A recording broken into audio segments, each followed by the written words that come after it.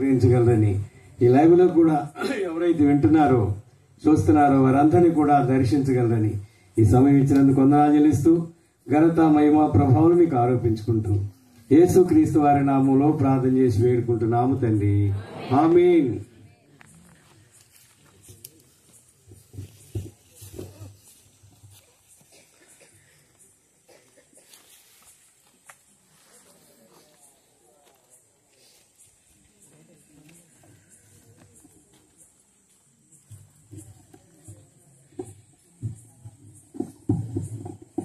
సమయం దేవుడు మనకి ఇచ్చాడు.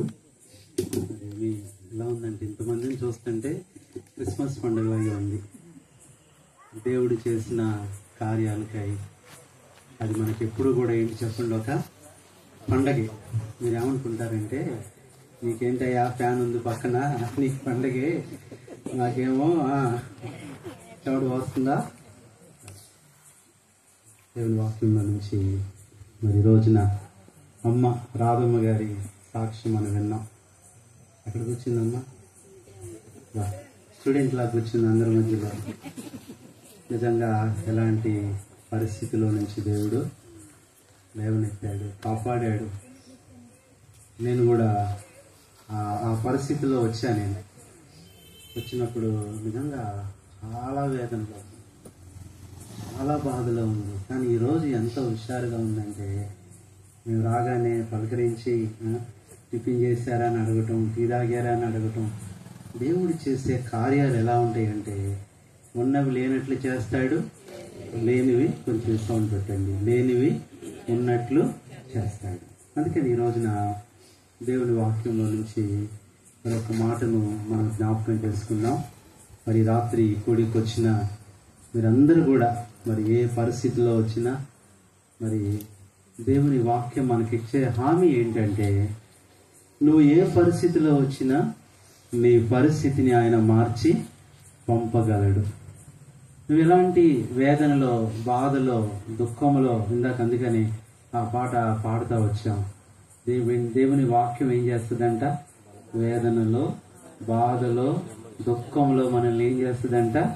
బలపరుస్తుంది. అందుకని ఆ పాట నా అనుభవం.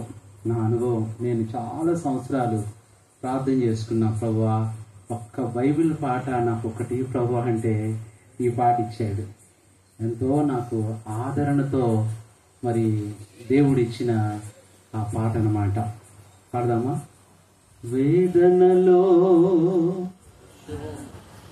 బాధలలో, వేదనలో నన్ను బలపరచే నీ వాక్యం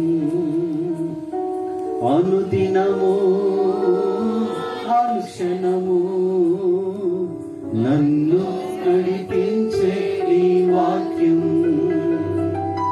బాధలలో, వేదనలో నన్ను బలపరచే నీ వాక్యం. వెండి బంగారముల కంటే నీ వాక్యమే నాకు మేలు. ధనము ధాన్యముల కంటే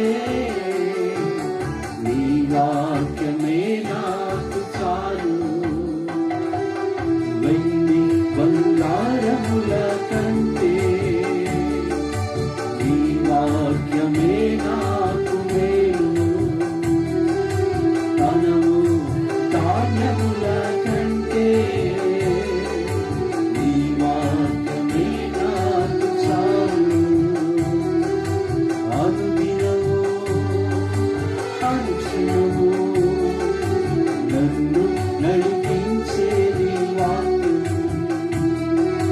బాధలలో, వేదనలో నన్ను బలపరిచే నీ వాక్యం. అనుదినము, అనుక్షణము నన్ను నడిపించే నీ వాక్యం. బాధలలో, వేదనలో నన్ను బలపరిచే నీ వాక్యం. ఏంటంట? బాధలో, వేదనలో ఏం చేస్తుంది వాక్యం. రోజున మరి నువ్వు కూడా ఏ దిగుల్లో ఉన్నావో, ఏ చింతలో ఉన్నావో, దేవుని వాక్యము నీ పరిస్థితిని మార్చేస్తుందని నేను దేవుని వాక్యంలో నుంచి సౌండ్ చాలా లోగా వస్తుందండి.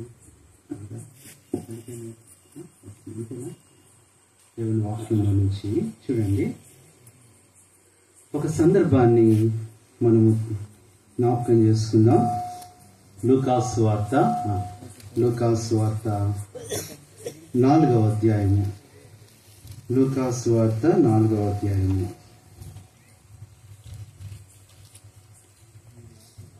38-39 వచనాలు మనందరము కలిసి చదువుదాం. లూకాసు వార్త 4వ అధ్యాయము 38-39 వచనాలు అందరం చదువుదాం. ఆయన సమాజ మందిరంలో నుండి లేచి సీమోను ఇంటిలోనికి వెళ్ళిన సీమోను అత్త తీవ్రమైన జ్వరంతో పడినను కనుక ఆమె విషయమై ఆయన యొక్క మనవి చేసుకునేది. ఆయన ఆమె చెంతను నిలబడి జ్వరమును గద్దింపగానే అది ఆమెను విడిచెను. వెంటనే ఆమె లేచి వారికి ఉపచారము చేశాను. ప్రార్థన చేసుకుందాం.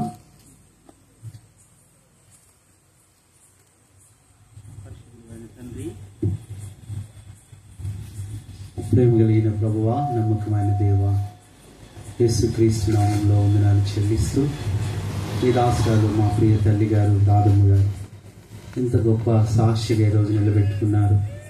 సజీవులే కదా నిన్ను స్తుతిస్తారన్నట్లు ఇది నన్ను సజీవురాలుగా, సజీవ సాక్ష్యము, సజీవమైన దేవుని గురించి సజీవమైన ప్రజలతో ఇచ్చినందుకై నేను స్తుతిస్తున్నాం. ఎంత గొప్ప దేవుడో ప్రభువా.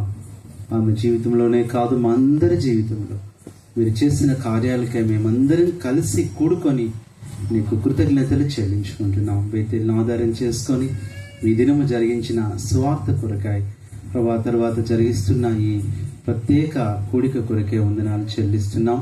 ఈ సమయంలో వాక్యం ద్వారా మా అందరితో మాట్లాడండి. అనేక మంది ప్రభా ఆయా దూర ప్రాంతాల నుంచి కూడా మైక్ శబ్దం ద్వారా వినాలని ఆశపడుతున్నారు.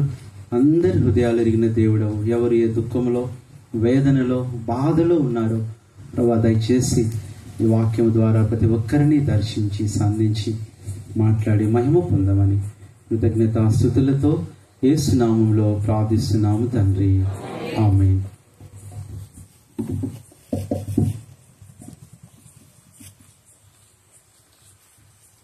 ఇక్కడ యేసు ప్రభు ఆయన సమాజ మందిరంలో నుంచి ఇంకా బయటికి రాగానే మరి ఎవరింటికి వెళ్ళాలి అని ఆయన ఆలోచిస్తూ ఉన్నాడు. దేవుని యొక్క ఆలోచన ఎంత గొప్పదంటే ఎప్పుడు కూడా ఆయన మన గురించి ఆలోచిస్తాడు.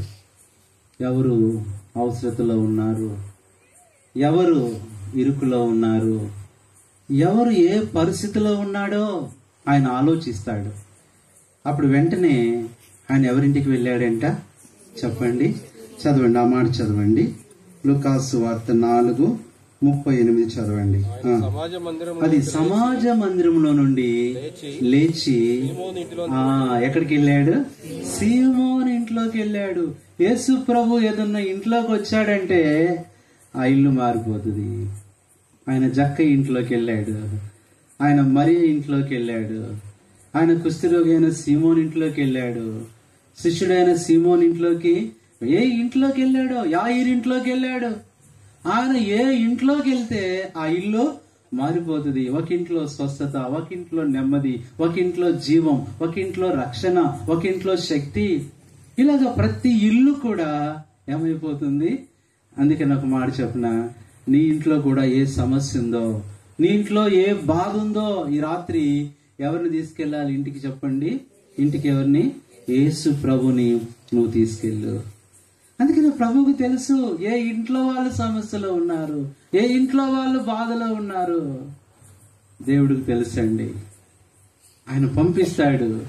ఆ దినాల్లో అయితే దూతలను పంపించేవాడు. యేసు ప్రభు దినాల్లో ఆయనే వెళ్ళిపోయాడు. మరి ఈ దినాల్లో ఎవరిని పంపిస్తాడు? తన సేవకులను, అదిగో ఆమె కరువులో బాధపడుతుంది, ఏలియా నువ్వు ఆ ఇంటికే వెళ్ళు. ఆ ఇంటికే వెళ్ళాడు. ఓ ఎలీషా, ఆమెకి ఎంతో అవసరం ఉంది, ఆ యొక్క ఎవరామె సునేమీరాలు, నువ్వు ఆమె ఇంటికే వెళ్ళు. ఆమె ఇంటికే వెళ్ళాడు. పిల్లల, దేవుడు నీ ఇంటి గురించి ఆలోచన కలవాడు. నీ ఇంట్లో పరిస్థితి ఎలా ఉందో, నీ ఇంట్లో ఏ బాధ ఉందో, వ్యాధి ఉందో.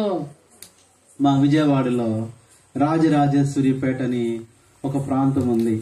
ఆ ప్రాంతంలో ఒక వృద్ధురాలు, ఆమె పేరు మరియమ్మ గారు. ఆమె కూడా చాలా అవసరతల్లో ఉంది. ఆమెకి పాపం చాలా మోసం చేశారు. పిల్లలు చాలా మోసం చేసి పట్టించుకోవట్లా. ఆమెను చివరికి ఒక ఇంట్లో ఒక గదిలో ఉంచేశారు. ఇంకా అక్కడే ఉండేది. ఎవరు పెద్ద పట్టించుకునే వాళ్ళు కాదు. పిల్లలు ఉన్నారు, బంధువులు ఉన్నారు, ఎవరు వచ్చేవాళ్ళు కాదు. అలాంటి పరిస్థితుల్లో ఆమె పెన్షన్ కూడా ఆమెకు రావట్లేదు. ఆ టైంలో ఆమె ఒకటే ప్రార్థన చేసేది, ప్రభువా ప్రభువా నా ఇంటికి ఒక్కసారి రా ప్రభువా, నా బిడ్డలు రావట్లేదు ప్రభువా, నా బంధువులు రావట్లా, నా స్నేహితులు రావట్లా, ఎవరు రావట్లేదు ప్రభువా, నా పరిస్థితి చూసి అందరూ అసహించుకుంటున్నారు, దూరమైపోతున్నారు, ఒకసారి నా ఇంట్లోకి రా, నా ఇంటికి పంపించి ప్రభువా, నీ దూతను పంపించు అని ప్రార్థన చేస్తే, అమ్మా ఆ ఇంట్లోకి ఎవరు వచ్చారో తెలుసా? ఇప్పుడు చెప్పనా? ఈసారి వచ్చినప్పుడు చెప్పనా? చెప్పండి, చెప్పనా? ఆ ఇంట్లోకి ఎవరు వచ్చారంటే నమ్ముతారా? ఎవరి ప్రభుత్వం ఎవరి చేతిలో ఉందో, అధికారులు ఎవరి చేతిలో ఉన్నారో, ముఖ్యమంత్రులు ఎవరి చేతిలో ఉన్నారో, ఎమ్మెల్యేలు ఎవరి చేతిలో ఉన్నారో, కలెక్టర్లు అందరూ, భారతదేశం కలెక్టర్లు అందరూ ఎవరి చేతిలో ఉన్నారో, దేశ ప్రధాని ఎవరి చేతిలో ఉన్నారో ఆమె వచ్చిందంట. ఎవరామా చెప్పండి? ఎవరు? సోనియా గాంధీ గారు. అది 2004 సంవత్సరం సుమారుగా ఆ టైంలో. పిల్లరా, ఆ దినాలలో విజయవాడ లోటస్ గ్రౌండ్లో ఒక మీటింగ్ జరిగితే ఆమెను పిలిపించారు. ఆమె వచ్చింది. ఆమె అందరికీ గురించి చెప్పి మాట్లాడిన తర్వాత ఆమెకు ఆలోచన చేసింది. ఏమంటే, ఈ ఏరియాలో చాలా పేదవాళ్ళు ఉన్నారు కదా, ఎక్కడ నిరుపేదలు ఉన్నారో వాళ్ళ ఇంటికి నన్ను తీసుకెళ్ళండి. I want to visit the people who are in the poor, who are in the poverty. ఎవరు పేదలుగా ఉన్నారో, అవసరాలు ఉన్నారో వాళ్ళ ఇంటికి వెళ్దాం పదా. ఆమెకి ఆ మనసు ఎందుకు వచ్చిందో తెలియదండి. సరే, మొత్తానికి ఆ ఇంటికి వెళ్ళారు. ఆ ఇంట్లోకి వెళ్ళగానే అందరికి వచ్చారు. ఓట్లు కదా, ఓట్ల టైంలో ఎవరెవరో వచ్చారులే అనుకోని ఆమె అంటా ఉంది. అప్పుడు ఒక ఆమె వచ్చి ఆమె పక్కనే కూర్చొని, అమ్మ ఏంటంటే, అమ్మ ఏం చెప్పుకోనమ్మా, ఏం చెప్పుకోవాలి, నాకు ఎన్నో సమస్యలు ఉన్నాయి, ఎవరు తీరుస్తారమ్మా, ఎవరెవరో వస్తున్నారు, ఓటేయమంటున్నారు, వెళ్ళిపోతున్నారు, కానీ ఎవరు కూడా నాకు నువ్వేం చేయగలవలేమమ్మ అంటానంట. అమ్మ నేను నీకు సహాయం చేస్తాను. పాపం కళ్ళు కూడా సరి కనుకోవడం. పెద్ద ఆవిడ, నువ్వెవరమ్మా అంటే, నీకు ఇందిరాగాంధీ, ఇందిరమ్మ తెలుసా అని అడిగిందంట. ఇందిరమ్మ విన్నానమ్మా, అప్పట్లో నేను ఒకరోజు చూశాను కూడా ఒక మీటింగ్లో అంటే. అన్నంట, నేను ఎవరినో కాదు, ఆమె యొక్క కోడల్ని. ఆశ్చర్యపోయింది. అప్పటికప్పుడు ఇప్పుడే పక్కన ముఖ్యమంత్రి గారు ఉన్నారు, వైఎస్ రాజశేఖర రెడ్డి గారు, కలెక్టర్ గారు ఉన్నారు, ప్రవీణ్ ప్రకాష్ గారు, ఇక అందరిని పిలిపించి ఆమె ఒకటే చెప్పింది, ఏమేం కావాలో చెప్పండి. దేవుడు ఎంత గొప్పవాడంటే చెప్పడానికి వీల్లేదు. నీ పరిస్థితిని చూసి నిన్ను కోసము అధికారులను, ప్రభుత్వాన్ని నీ దగ్గరికి పంపిస్తాడు. ఇప్పుడు ఇదే పరిస్థితి ఇక్కడ. సీమోను అత్తగారు, ఆమె పేరు రాయబడలేదు కానీ ఆమె అనారోగ్యం మాత్రం రాయబడతా వచ్చింది. ఏమంటే ఆమె ఎలా ఉందంట, తీవ్రమైన జ్వరంతో పడిపోయింది. ఎవరు పట్టించుకోవట్లా, ఎవరు ఆమెను గురించి ఆలోచించట్లేదు. ఒకవేళ సీమోను, వాళ్ళ భార్య, ఇంకా బంధువులు ఎవరు పట్టించుకోవట్లేదేమో. అలాంటి పరిస్థితుల్లో అక్కడ రాయబడిన మాట ఏంటంటే, యేసు ఆమె చెంతకు, చదవండి ఇప్పుడు 39వ వచనం చదవండి. ఆయన ఆమె చెంతకు, మరి ఎంత బాగుందండి. ఎక్కడ నిలబడ్డాడు? యేసు ప్రభు అమ్మా నీ చెంత నిలబడతాడు. నీ ఇబ్బందుల్లో, నీ ప్రతి పరిస్థితుల్లో నీ చెంత ఉండేవాడు ఆయనే. ఎందుకు ఆయనే ఉంటాడంటే ఆయనకు అన్ని తెలుసు. హెబ్రీలకు రాసిన పత్రిక 2వ అధ్యాయము 18వ వచనం. హెబ్రీ 2:18. మానవుడికున్న ప్రతి బలహీనత, ప్రతి శోధన, ప్రతి కష్టం, ప్రతి దుఃఖం ఆయన అనుభవించాడు కాబట్టి ఆయనకు తెలుసు. తాను శోధింపబడి శ్రమ పొందిన గనుక శోధింపబడి వారికి ఆయన ఏం చేస్తాడు? ప్రభువా నువ్వు ఎందుకు సహాయం చేస్తున్నావంటే ఆయన కూడా శోధింపబడ్డాడు. శోధన అంటే తెలుసు, బాధ అంటే తెలుసు, వేదన అంటే తెలుసు, అవమానం అంటే తెలుసు. ఆయన పొందాడు కాబట్టి అలాంటి వారికి ఏం చేస్తాడంటే ఆయన సహాయం చేయువాడై. ఈ రోజున ప్రియులారా, ఇక్కడ ఒక్క మాట, ఆమె పడి ఉండెను. నిజంగా తన దాసురాలు అలా పడి ఉన్న పరిస్థితిలో దేవుడు చూశాడు. దుఃఖంలో ఎలాంటి పరిస్థితిలో పడిపోయింది. ఈ రోజున పడిపోయిన వారిని ఆయన చూసే దేవుడు. పడిపోయిన వారిని ఇందాక అదే పాట పాడుతూ వచ్చారు సహోదరులు. గుణాతిశయములు అనే పాటలో పాప సాగరములో, దుఃఖములో, వేదనలో నేను పడి ఉండగా ప్రభువు నా చెంతకు వచ్చాడు, నన్ను ఆదరించాడు, నాతో ప్రేమగా మాట్లాడాడు. ఇప్పుడు ఆమె దగ్గరికి ఎవరు వచ్చారు చెప్పండి? యేసు ప్రభు వచ్చాడు. ఎన్ని మాట్లాడుంటాడో, ఎన్ని అడుగుంటాడో, ఎంత ప్రేమించుంటాడో. ఇప్పుడు చదవండి. ఆమె చెంతను నిలబడి ఏం గద్దించాడు? ఎవరిని? చూడండి అమ్మ, జ్వరంతో చూడండి, మన అధికారులు, డాక్టర్లు గాని వైద్యులు ఎవరైనా ఉంటే వాళ్ళు రోగితోనే మాట్లాడతారు, అవునా కదా? రోగితో మాట్లాడతారు. ఏంటి నీ అనారోగ్యం, ఏంటి నీ బాధ, ఏంటి నొప్పి, ఏంటి సమస్య ఏంటి అని రోగితో మాట్లాడతారు. కానీ ఈ వైద్యుడు ఉన్నాడు కదా, పరమ వైద్యుడు, డైరెక్ట్ రోగంతోనే మాట్లాడతాడు. మాట్లాడటం కూడా మామూలుగా ఉండదు. ఎలా ఉంటదంట? జ్వరాన్ని ఏం చేశాడు? గద్దించాడు. ఆయన గద్దించే దేవుడు. గాలిని గద్దించాడు, తుఫాన్ను గద్దించాడు, సముద్రాన్ని గద్దించాడు, అలలను గద్దించాడు. ఇక్కడ ఏం గద్దించాడంట? అమ్మ చెప్పండి. జ్వరాన్ని గద్దించేశాడు. జ్వరాన్ని మరి ఏం గద్దించాడో తెలియదు కానీ వెళ్ళిపోతే మామూలుగా ఉండదు అన్నాడేమో. నువ్వు వెళ్తావా వెళ్ళవా ఒక్కసారి చెప్పు. నువ్వు వెళ్ళు. ఆమెను విడిచిపెట్టేశాయి. దయ్యాలను గద్దించాడు, అపవిత్రాత్మలను గద్దించాడు. ఈ రోజున నీ దేవుడు ఎలాంటి దేవుడో తెలుసా అమ్మా? నీకున్న సమస్యతో ఆయన మాట్లాడటమే కాదు, ఏం చేస్తాడు? గద్దిస్తాడు. అందుకని మనం కూడా ప్రార్థన చేస్తాం, ప్రభువా నా సమస్యను గద్దించు ప్రభువా, నా శత్రువును గద్దించు ప్రభువా, నాకున్న ప్రతి పరిస్థితిని ఏం చెయ్యి? గద్దించు ప్రభువా. ఆయన గద్దించే దేవుడు అండి. మనల్ని ప్రేమిస్తాడు, మన సమస్యలను గద్దిస్తాడు, మనల్ని ప్రేమిస్తాడు, మన బలహీనతలను గద్దించేవాడుగా ఉంటున్నాడు. జ్వరాన్ని ఏం చేశాడంటే చెప్పండి? గద్దించాడంట. ఏం ఆశామాషి ఉందా? ఎందుకు వచ్చావు నువ్వు? ఏమైనా విడిచి వెంటనే వెళ్ళిపో. నిజంగానే మనుషులంటే జ్వరానికి ఎంత ప్రేమో చెప్పడానికి వీల్లేదు. చిన్న పిల్లల నుంచి పెద్దవాళ్ళ దాకా ఈ జ్వరం ప్రేమిస్తూ ఉంటది. అందుకని అప్పుడప్పుడు అలా జ్వరం వస్తా పోతా ఉంటుంది. అయితే ఈమె జ్వరం ఎలాంటిదంటే అది తీవ్రమైన జ్వరం. ఇంకా చెప్పాలంటే అది విష జ్వరమేమో. ఇది ఇంకా ఎంత భయంకరమైన పరిస్థితి అంటే ఆ దినాల్లో వచ్చిన జ్వరాలకి అనేకులు చనిపోతున్నారు. ఈమె ఇంకా చనిపోయిందని వదిలేశారు. అందుకనే ఆమె పడి ఉందంటండి, పడి ఉంది. ఈ రోజున నువ్వు కూడా ఏ పరిస్థితిలో పడి ఉన్నావు? ఆయన శోధింపబడ్డాడు కాబట్టి శోధింపబడి వారికి ఆయన సహాయం చేసేవాడుగా ఉంటున్నాడు. అందుకని ఇక్కడ మనం చూసినట్లయితే అమ్మా ఆమె ఎందులో పడింది? ఇప్పుడు చదవండి 38వ వచనం మరలా చదవండి. సమాజ మందిరంలో నుండి లేచి సీమోను ఇంటిలోనికి వెళ్ళెను. సీమోను అత్త, అది ఎట్లా అంటే ఏ జ్వరం అంటే ఇది తీవ్రమైన జ్వరముతో పడి ఉండెను. ఎవరన్నా చాలా మంది పడిపోతున్నారండి. పడి ఉండును. ఏ స్థితిలో నువ్వు పడ్డావు అమ్మా? ఏ పరిస్థితిలో పడిపోయావు నువ్వు? ఆయన ఏం చేసే దేవుడు చెప్పండి? లేవనెత్తేవాడు. ఆ జ్వరాన్ని గద్దించి ఆమెను లేవనెత్తినప్పుడు ఆమె ఏం చేసిందంటే చెప్పండి? ఆయన వారికి ఉపచారం చేసింది, వారికి పరిచర్య చేసింది.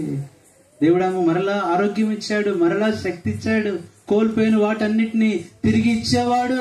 ఆయన పేరు ఏంటి చెప్పండి? అందుకని ఎప్పుడు నేను ఒక మాట చెప్తా, మీ ఊరు వచ్చినప్పుడల్లా అరిగిపోయిన టేబుల్ రికార్డులకు ఒకే మాట చెప్తా, యేసు. యేసు అంటే మీరు చెప్పాలి. యేసు అంటే ఏ అంటే ఏదైనా, సు అంటే సులువుగా చేసేవాడు. ఏ అంటే ఏదైనా, ఏ కష్టమైనా, ఏ బాధైనా, ఏ సమస్య అయినా, ఏ శోధన, ఏ భయమైనా. ఏ అంటే ఏదైనా, సు అంటే సులువుగా చేసేవాడే. ఆయన పేరే యేసు. యేసు ఎన్నిసార్లు చెప్పినా చెప్పాలనిపించే మాట అది యేసు. మధురమైన మాట యేసు. శక్తి గల మాట, ఆదరించే మాట, సంతోషాన్ని ఇచ్చే మాట ఏంటి చెప్పండి? యేసు. యేసు అంటే ఏ అంటే ఏదైనా, సు అంటే సులువుగా చేసేవాడు. ఏ కష్టమైనా, ఈరోజు ఏ పరిస్థితిలో వచ్చావు నువ్వు, ఇది నా వల్ల కాదు ప్రభువా అని నువ్వు అనుకుంటున్నావా, అది సులువే, సులువుగా తీసేస్తాడు. కాబట్టి జ్వరాన్ని ఆయన ఏం చేశాడు? గద్దించాడు. జ్వరం ఆమెను విడిచిపెట్టి వెళ్ళిపోయింది. ఆమె లేచి వారికి ఉపచారం చేసింది. ఇది నన్ను ప్రియులారా, ఆమె పడి ఉండెను. ఆమె పడి ఉండగా ఈ రోజున చాలా మంది పడిపోతున్నారు, పాపంలో పడిపోతున్నారు, దుఃఖంలో పడిపోతున్నారు, అనేక పరిస్థితుల్లో పడిపోతున్న వారులారా. అందుకని ఒక మాట చదవండి దేవుని వాక్యంలో నుంచి, జకర్యా గ్రంథం 9వ అధ్యాయము 12వ వచనం. జకర్యా గ్రంథం 9:12. ఈ రోజున ఏ పరిస్థితిలోనూ పడిపోయావు, ఏ స్థితిలో పడిపోయావు, బంధకముల్లో పడి ఉండియో. అది ఎందులో పడిపోయారంటే చాలా మంది బంధకాల్లో పడి ఉండి, నిరీక్షణ గలవారులారా మీ కోటను మరలా ప్రవేశించుడి, నేడు మీకు రెండంతలుగా మేలు చేసేదనని తెలియ. ఎంత బాగుందండి. ఎందులో పడిపోయారు చాలా మంది? ఇలా చాలా బంధకాలండి. ఎన్ని బంధకాల్లో పడిపోయావు అమ్మా, ఏ బంధకాల్లో నువ్వు పడిపోయావు. ఈమె కూడా ఆ బంధకాల్లో పడిపోయింది. అనారోగ్యం అనే బంధకం, ఎంతో మరి బలహీనత అనే బంధకం. ఈరోజు నా బంధకాల్లో పడిపోయిన వాళ్ళు. ఏంటి ఆ బంధకాలంటే, ఒక మనిషికి ఉండే 7 బంధకాలు. యేసు ప్రభు ఎందుకు వచ్చాడంటే ఆ బంధకాల నుంచి విడిపించడానికి ఆయన వచ్చాడు. బంధకములలో పడి ఉండి నిరీక్షణ గలవారులారా. బంధకాల్లో పడిపోయావా? ఏంటి ఆ బంధకాలంటే 7 విషయాలు. ఇప్పుడు ఈమె ఎందులో పడిపోయింది? ఆమె పడి ఉన్న చోటికి ఆయన వచ్చాడు. ఆమె పడిపోయింది. ఏ బంధకం అంటే చూడండి, మొట్టమొదట ఎలాంటి బంధకం అంటే దేవుని వాక్యంలో నుంచి చూడండి, యోబు గ్రంథము 36వ అధ్యాయము 16వ వచనం. బంధకములలో పడిపోయిన నిన్ను దేవుడు లేవనెత్తేవాడు. ఆమె పడిపోయింది. ఏంటి మొట్టమొదటి బంధకం అంటే అది బాధలో. అమ్మా ఎందులో అంట? ఎందులో నుంచి లేవనెత్తాడు ఆయన? నీ బాధలో నుండి. బాధలనే బంధకాలండి. ఎన్ని బాధలు! కొన్నిసార్లు శరీర సంబంధమైన బాధలు, కొన్నిసార్లు అనారోగ్యంతో కూడిన బాధలు, కొన్నిసార్లు అమ్మా ఇంట్లో వాళ్ళతో బాధలు, కొన్నిసార్లు సొంత బిడ్డలతో బాధలు. అయ్యో, ఈ బాధలు ఎక్కువైపోయి ఏమైపోతున్నారు చాలా మంది చెప్పండి? చచ్చిపోతున్నారండి, చచ్చిపోతున్నారు. బాధలు ఎక్కువైపోతున్నాయి. ఈ బాధలన్నీ తొలగిపోవటానికి ఎలాంటి మందు లేదు. ఈ బాధల నుంచి విడిపించేవారు ఎవరు లేరు. మొట్టమొదట ఎలాంటి బంధకం అంటే బాధలనే బంధకం. బాధలో పడిపోయిన వారు. ఏమి బాధపడుతూ ఉందండి, ఎవరు రావట్లా, ఆమెను ఎవరు పట్టించుకోవట్లా, ఎవరు పరామర్శించట్లా. వస్తున్నారు, మాట్లాడుతున్నారు, కానీ చెప్పండి బాధ పోద్దా? బాధ పోద్దా అండి? ఎవరికి చెప్పుకోవాలన్నా రావట్లా. యేసు ప్రభు వచ్చాడు. చాలా మంది అంటారు కదా, బాధ ఎప్పుడు పోద్దంట, ఎప్పుడు పోద్దంట, ఎప్పుడు పోద్ది? చెప్పుకుంటే కొంచెం పోద్దంట, కానీ పూర్తిగా పోద్దా అంటే పోదు. మళ్ళీ చెప్పుకుంటే ఎన్నో వాళ్ళకి వచ్చింది ఆ బాధ. బాధలో పడిపోయింది. బాధ అనే బంధకం. ఈ బాధలన్నీ ఎవరు విడిపిస్తారు? ఈ బాధల్లో నుంచి నన్ను ఎవరు మరి తప్పిస్తారు? యేసు ప్రభు బంధకంలో పడిపోయిన ఆమెను చూశాడు. మొట్టమొదటి బంధకము బాధలనే బంధకము. రెండోది చూస్తే ఎందులో పడిపోయిందంటే ఆమె ఈ బాధలను బట్టి ఏమొచ్చిందంటే చూడండి దయచేసి 2వ కొరింథీ 12వ అధ్యాయము 10వ వచనం. 2వ కొరింథీ 12వ అధ్యాయము 10వ వచనం చదవండి. నేనెప్పుడు బలహీనుడనో అప్పుడే బలవంతుడను. అదండి అమ్మా ఎందులో అంటే చెప్పండి, ఒకటేమో బాధల్లో, రెండవది బలహీనతలండి. ఎంత బలహీనతలో చెప్పడానికి వీల్లేదు. ఇప్పుడు చూడండి, చిన్న పిల్లలకు కూడా బలహీనతలండి. ఈరోజు నాకు చాలా ఆశ్చర్యం వేసింది. ఒక సహోదరి, ఆమె వాళ్ళ ఆయన గారు ఆటోతో వెళ్తారు, కొత్తగా వారి మందిరానికి వస్తున్నారు అన్యులు. ఆమె వాళ్ళ పిల్లలిద్దరిని తీసుకొని వచ్చిందండి. ఆ పిల్లలిద్దరు, ఒకడు 7వ తరగతి, ఒకడు 5వ తరగతి ఎంతో చదువుతాడేమో. అందులో 7వ తరగతి చదివేవాడు, అన్న నా కోసం ప్రార్థన చేయన్నా అన్నాడు. సరే ప్రార్థన చేయమంటే, ఏ సమస్య ఏంటి, మామూలు చదువు గురించి అంటే అన్నాడు. అన్న ఏం లేదన్నా, ఒకటే మోకాలు నొప్పులు అన్న అంటున్నాడు. ఏంటంటే వాడి వయసు ఎంత చెప్పండి, 7వ తరగతికి ఏంటి వాడికి మోకాలు నొప్పులు. ఎక్కడ చూసినా చిన్నప్పటి నుంచి ఏం స్టార్ట్ అవుతున్నాయి మనిషికి, బలహీనతలు. ఎంత బలహీనత అంటే చెప్పడానికి వీల్లేదు. కొన్నిసార్లు ప్రార్థన చేయించుకుంటానికి వస్తారు కదా. ఒకసారి మెల్లింపూడని ఆ ఊరు వెళ్ళాం మేము, బ్రదర్ మీటింగ్ పిలిస్తే మెల్లింపూడి వెళ్ళాం. మెల్లింపూడి వెళ్తే ఒక పెద్ద ఆయన నా దగ్గరికి వచ్చాడు. అట్లా మీటింగ్ లో ఉండి ప్రార్థన చేయబిడ్డ బాబు అని చెప్పని వచ్చాడు. సరే తాత ఏమని ప్రార్థన చేయాలంటే, ఆయన అడిగిన మాట నేను ఎప్పుడు మర్చిపోలేను. బాబు ప్రార్థన చెయ్యి, తింటే ఆయాసం, తినకపోతే నీరసం, ప్రార్థన చెయ్యి అన్నాడు. అంటే ఇప్పుడు చాయిస్ నాకే ఇచ్చాడు. నువ్వేం చేసుకుంటావో చేసుకో. నా సమస్య అయితే తింటే ఆయాసం, తినకపోతే నీరసం. ఏం చేయాలండి ప్రార్థన? ఎట్టా అండి చెప్పేటట్టు అయితే రావద్దు మా దగ్గర, చెప్తున్నా. అర్థమైందా? నువ్వేం చేయాలి? నేను ఇప్పుడు చెయ్యి బాబు అంటున్నాడు. పోనీ తినాలని చేస్తేనేమో ఆయాసం అంటున్నాడు, మరి తినొద్దని చేస్తేనేమో నీరసం అంటున్నాడు. నేను ఒకటే అన్నా, ప్రభువా ఈయన తిన్నా తినకపోయినా నీ చిత్తమే. అంటే నా మనసులో ఏముందంటే, నేను బతికినా చచ్చిపోయినా నీ చిత్తమే. తిన్నా నీ చిత్తమే, తినకపోయినా నీ చిత్తమే. నీకు అదే ప్రార్థన చేశా. ఆయన పాపం ఏమనుకున్నాడు, వెళ్ళిపోయాడు. ఇంకా ఎప్పుడు కనపడలేదు నాకు. ఈరోజున బలహీనతల్లో పడిపోతున్నారండి చాలా మంది. బలహీనత, అయ్యో వయసు ఉంది, ఆరోగ్యం ఉంది, అన్నీ ఉన్నాయి, కానీ చెప్పలేని బలహీనత.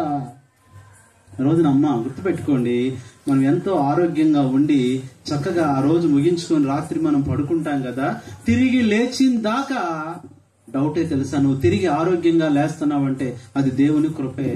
ఎప్పుడు ఏ రాత్రి బలహీనత వస్తుందో తెలియదు. అందుకని ఈ శాస్త్రవేత్తలు ఏం చెప్తున్నారంటే, తెల్లవారుజామున 3 గంటల నుంచి 5 గంటల వరకు చాలా జాగ్రత్తగా ఉండాలంట. నిద్రలో కాదు, మామూలుగా చాలా జాగ్రత్తగా ఉండాలి. నిజంగా ఆ టైంలో నిద్రలో ఉంటాం. ఆ టైంలోనే ఎక్కువ వ్యాధులు వస్తాయంటే, ఆ తెల్లవారుజాము సమయంలో ఎందుకో తెలియదు సడన్ గా వ్యాధులు వస్తాయంటండి. కొంతమందికి హార్ట్ అటాక్ వచ్చేస్తుంది, కొంతమందికి పెరాలసిస్ వచ్చేస్తుంది, కొంతమందికి నరాల బలహీనత వచ్చేస్తుంది. రాత్రి పడుకున్నాడు, యవనస్తు వెళ్ళిపోయాడు సంతోషంగా, వెళ్ళొచ్చాడు, షికారుకి వెళ్ళొచ్చాడు, వచ్చి తిరిగి వచ్చి పడుకున్నాడు. ఉదయాన్నే అమ్మ అని పిలుద్దాం అనుకుంటుంటే నోరు రావట్లా, అది కళ అనుకుంటున్నాడు. ఏంటి ఇంతసేపు అయినా లేవలేదని మంచం దగ్గరికి వెళ్తే పెద్దగా అరుస్తున్నాడు, గాని నోట్లో నుంచి ఒక్క శబ్దం కూడా రావట్లా. చెయ్యిలు కదిలించలేకపోతున్నాడు, కాళ్ళు కదిలించలేకపోతున్నాడు, జస్ట్ ఇలా చూస్తున్నాడు అంతే. యవనస్తుడు 20 సంవత్సరాలు ఉంటే అంతే. గబగబా మరి డాక్టర్ గారిని తీసుకొచ్చారు. పక్కన ఆర్ఎంపీ డాక్టర్ గారు, ఏమో నాకు తెలియట్లేదమ్మా, పెద్ద ఆసుపత్రికి తీసుకెళ్ళండి అంటే ఆసుపత్రికి తీసుకెళ్తే వాళ్ళు చెప్పిన మాట ఒకటే, ఏంటో తెలుసా, మల్టీ ఆర్గన్స్ ఫెయిల్డ్ అంటండి. ఈయనకి ఆర్గన్స్ అన్ని ఏమైపోయినాయి, ఫెయిల్ అయిపోయినాయి. 1 రోజు కాదు, 2 రోజులు కాదు, 3 రోజులు మాత్రమే బ్రతికాడు. ఆ తర్వాత ఏమైపోయాడు? రోజున జాగ్రత్త, ఎప్పుడు ఏ బలహీనత వస్తుందో తెలియదు. అందుకని తెల్లవారుజామున ప్రార్థనలో ఉండాలంటండి. మోకాళ్ళ మీద నువ్వు ప్రార్థనలో ఉండాలి. అది చాలా భయంకరమైన సమయము. రోగాలు, సమస్యలు, శోధనలు దాడి చేసే సమయము. అలాంటి పరిస్థితుల్లో నువ్వు ప్రార్థనలో ఉంటే దేవుడు నీకు సహాయం చేస్తాడు. కాబట్టి మొట్టమొదట అమ్మా ఎందులో ఉన్న వారిని ఆయన లేవనెత్తుతాడు. మొట్టమొదటి బంధకం ఏంటి చెప్పండి? బాధల్లో. రెండవది బలహీనతల్లో. మూడోది మనం చూస్తే ఈ బలహీనత ఏమైపోతుందంటే, చూడండి నిర్గమాకాండం 15వ అధ్యాయము 26వ వచనం. ఈ బలహీనత అనేది వచ్చిన చిన్న వీక్నెస్, ఈ చిన్న బలహీనత ఏమైపోతుందంటే దేవుడైన యెహోవా శ్రద్ధగా విని ఆయన దృష్టికి న్యాయమైనది చేసి ఆయన ఆజ్ఞలను విధేయులై ఆయన కట్టడలన్నిటినీ అనుసరించి నడిచిన ఎడల నేను ఐగుప్తీయులకు కలుగు చేసిన రోగములలో, అదే అండి ఎందులో అంటే అండి మూడవది రోగముల్లో. ఎన్ని రోగాలండి ఈ దినాల్లో చెప్పడానికి వీల్లేదు. రోగములలో హాస్పిటల్స్ ఎన్ని ఉన్నాయో చూడండి, ఎన్ని రోగాలండి. ఈరోజు ఏ హాస్పిటల్కి వెళ్ళినా ఎంతమంది జనం అండి, ఎంతమంది జనం. ఉదయాన్నే హాస్పిటల్కి వెళ్తుంటే క్యారేజ్ తీసుకొని వెళ్తున్నారండి. ఉదయాన్నే వెళ్ళి అక్కడే టిఫిన్, అక్కడే భోజనం చేసి చివరికి రాత్రి వస్తున్నారు. ఎక్కడికి వెళ్ళారమ్మా? ఊరు వెళ్ళారా లేదంటే ఉద్యోగానికి వెళ్ళారా అంటే వాళ్ళు చెప్పే మాట ఏంటంటే, అన్న హాస్పిటల్కి వెళ్ళాం. ఎంత జనం, ఎంత లైను, ఈ టెస్ట్ అని ఆ టెస్ట్ అని, ఎంత భయంకరమైన పరిస్థితులు. ఈరోజున ప్రియులారా, యేసు ప్రభు ఆయన లేవనెత్తేవాడు. ఎందులో నుంచి లేవనెత్తేవాడు అంటే చెప్పండి అమ్మ? మూడవది రోగంలో. ఈమె రోగంతో పడిపోయింది, జ్వరం అనే రోగంలో పడిపోయింది. ఆమె దగ్గరకు వచ్చి ఆమెను లేవనెత్తాడు. ఇది మూడవ బంధకం. మొట్టమొదటిది అమ్మ బాధల్లో, రెండవది బలహీనతల్లో, మూడవది రోగముల్లో, నాలుగవది మనం చూస్తే ఎలాంటి పరిస్థితి అని 2 కొరింథీ ఎప్పుడైతే ఈ రోగం వచ్చిద్దో మనకు ఒక బిరుదు వస్తుంది. ఏంటో చూడండి. 2 కొరింథీ 12వ అధ్యాయము 10వ వచనం. 2 కొరింథీ 12:10. నేనెప్పుడు బలహీనుడను అప్పుడే బలవంతుడును, క్రీస్తు నిమిత్తము బలహీనతల్లో 2-3-4 ఏంటంట? ఏమొచ్చేస్తుంది? నింద వచ్చేస్తుంది. చిన్న అనారోగ్యం వస్తే చాలండి, ఇక దానికి పేరు పెట్టేస్తారు. ఆ రక్తస్రావ రోగి స్త్రీ పేరు లేదా? ఉంది, కానీ ఊరంతా మర్చిపోయారు ఆమె పేరు. ఏమని పెట్టారు? ఆమె రక్తస్రావ రోగి, అంతే. ఆమె కూడా ఎంతో మంచి పేరు పెట్టుంటారు. ఆమె పేరు ఏదో మరియమ్మో, మార్తమ్మో, ఏదో కటాక్షమో ఉండుంటది. కానీ ఏ పేరు పెట్టారు చెప్పండి? అనారోగ్యంతో ఉన్న పేరు పెట్టారు. ఒక ఆమె ఉంది, లూకాసు వార్త 13, నడువు వంగిపోయిందండి. ఆమెకి ఏదో పేరు ఉంటది, కానీ ఆమెను కూడా ఏం పిలుస్తున్నారు? నడువు వంగిపోయిన ఆమె. అంత భయంకరమండి. నిందలు వచ్చేస్తాయి, అనేకమైన నిందలు. రోగిష్టావిడ లేదంటే రోగిష్టి వాడు, ఇలాంటి నిందల్లో ఏమో నిందుంది. ఇక ఏమో జ్వరం తగ్గదేమో. రాధమ్మ గారు అనుకొని ఉంటది కదా, దేవా నా పరిస్థితి ఏంటి ప్రభువా, నేను బ్రతుకుతానా ప్రభువా, ఏంటి నా పరిస్థితి? దేవుడు ఏం చేస్తా వచ్చాడు? ఆమె చెంతకు వచ్చాడు, నిలబడ్డాడు. కాబట్టి ఎందులో అంట చెప్పండి? ఎందులో పడిపోయిన వాళ్ళని? నిందలలోని. ఎన్ని నిందలు ఉన్నాయమ్మా? నిందల్లో ఉన్నావా? నువ్వు చేసిన దానికి నిందలే, చెయ్యిన దానికి నిందలే, కాని దానికి అయిన దానికి నిందలో. ఈ నింద రాగానే వచ్చేస్తుంది చెప్పండి?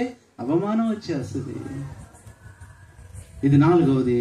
5వది మనం చూసినట్లయితే ఎస్తేరు గ్రంథం 4వ అధ్యాయం 3వ వచనం. దేవుని ప్రజలు ఎందులోకి వెళ్ళిపోతున్నారు, ఎందులో పడిపోతున్నారు, ఏ బంధకాల్లో ఉంటున్నారు చూడండి. రాజు యొక్క ఆజ్ఞయు శాసనమును ఏ సంస్థానమునకు వచ్చెనో అక్కడనున్న యూదులు ఉపవాసం ఉండి మహా దుఃఖములో. అది ఎందులో ఉండిపోయారంటండి ఇప్పుడు?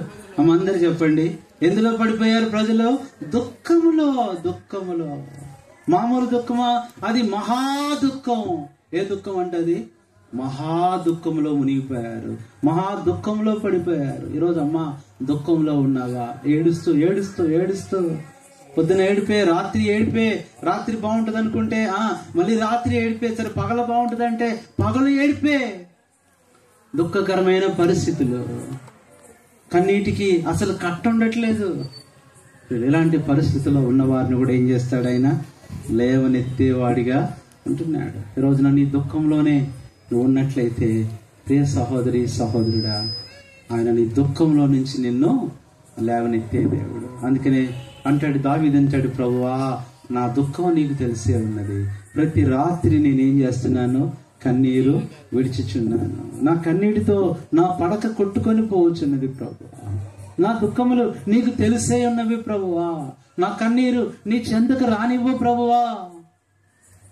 మన కన్నీరు అంట అమ్మా, మన దగ్గర ఏదైనా అమ్మా నీ జీవితంలో ఏదైనా వృధా అవుతుంది, కానీ కన్నీరు మాత్రం ఏమవ్వదు చెప్పండి? వృధా అవ్వదు. ప్రభు ఆయన కన్నీరును కొనేవాడు అండి, కొనేవాడు. ఆ కన్నీరుని ఆయన కవిలలో దాస్తాడు, కవిలలో రాస్తాడు, పుస్తకంలో రాస్తాడు, బుడ్డిలో ఏం చేస్తాడు ఆయన దాస్తాడు.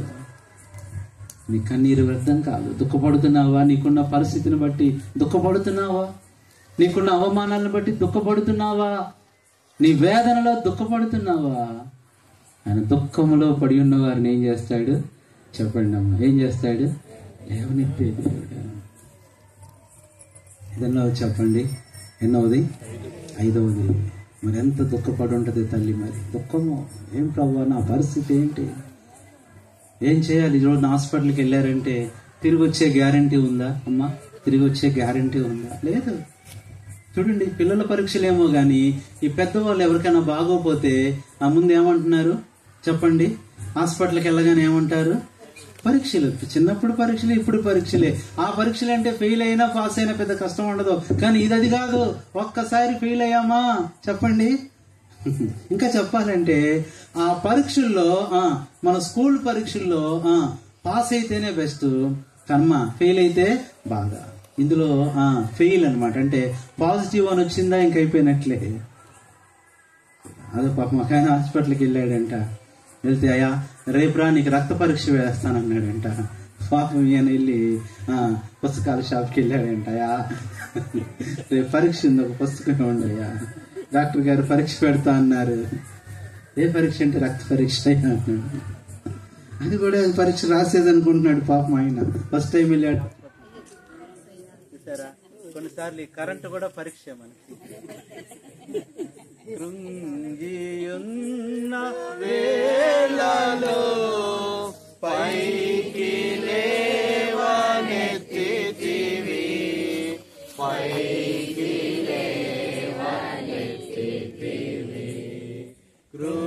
కృంగియున్న వేళలో పైకి లేవనెత్తితివి, పైకి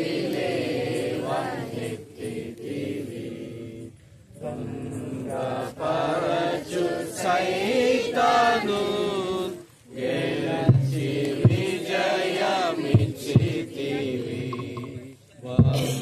భంగపరచు సైతాను గెలిచి విజయమిచ్చితివి.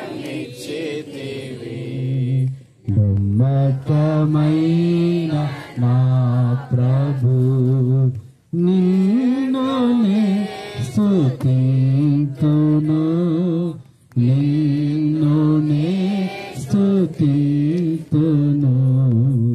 నమ్మకమైన నా ప్రభు. కాబట్టి అమ్మా ఎందులో పడిపోయినప్పుడంట చెప్పండి, ఇవన్నీ మనుషులకు ఉండే ఈ బంధకాలు, ఇవి మనం వద్దనుకున్నా వచ్చేస్తాయి, ఇవి మనం అసలు అవసరం లేదనుకున్నా చెప్పండి చేస్తూ ఉంటాయి. ఎన్ని చూసాను చెప్పండి? ఎన్నైని బంధకముల్లో పడిపోయి నిరీక్షణ గలవారులారా. బంధకాలు ఏంటి చెప్పండి? మొట్టమొదట బాధలనే బంధకాలు, బాధల్లో పడిపోయిన పరిస్థితి. రెండవది బలహీనతలు, శక్తి కోల్పోయి బలహీనతలో పడిపోయిన పరిస్థితి. మూడవది రోగములో. నాలుగవది నిందలలో. ఐదవది దుఃఖములో పడిపోయిన పరిస్థితి. ప్రతి రాత్రి దుఃఖం, ప్రతి పగలు దుఃఖం, వేదన. ఆ రోజు మనం చూస్తే ఎందులో పడిపోయిన పరిస్థితిలో దేవుడు వారిని విడిపిస్తాడు అంటే చదవండి, దయచేసి ఒక మాట చదవండి. ఎలాంటి పరిస్థితి వచ్చేస్తుందంటే మనిషికి, చూడండి ఒక మాట దేవుని వాక్యంలో నుంచి, కీర్తనల గ్రంథము 4వ అధ్యాయము 1వ వచనం. కీర్తన లేదంటే అంతకంటే ముందు 69వ కీర్తన 17వ వచనం చదవండి. 69:17.